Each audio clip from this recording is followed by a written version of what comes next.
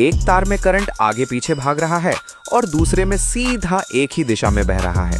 यही फर्क है एसी और डीसी का। चलो 3D में पूरा खेल समझते हैं।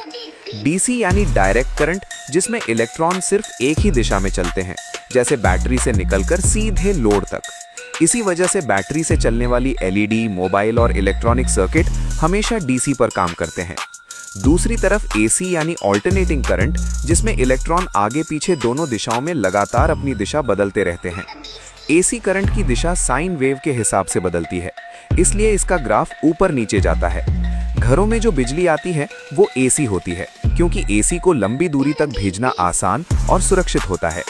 डीसी लंबी दूरी में ज्यादा नुकसान करती है, जबकि एसी को ट्रांसफार्मर की मदद से आसानी से कंट्रोल किया जा सकता है। इसी कारण चार्जर और पावर सप्लाई पहले एसी को डीसी में बदलते हैं। डायोड की मदद से बना ब्रिज रेक्टिफायर एसी को एक दिशा वाली डीसी में बदल देता है। बैटरी खुद डीसी देती है और पावर सप्लाई एसी से डीसी बनाकर डिवाइस को देती है। यही दोनों का असली फर्क है। सीधे शब्दों में समझो तो एसी आगे पीछे बदलता है और डीसी सीधा बहता है। अब आप एसी और डीसी का फर्क पूरी तरह समझ गए। अगर आप बिजली और इलेक्ट्रॉनिक्स को ऐसे ही 3D में आसान और मजेदार तरीके से सीखना चाहते हैं तो ज़रीफ इलेक्ट्रिशियन की लैब को अभी सब्सक्राइब करो।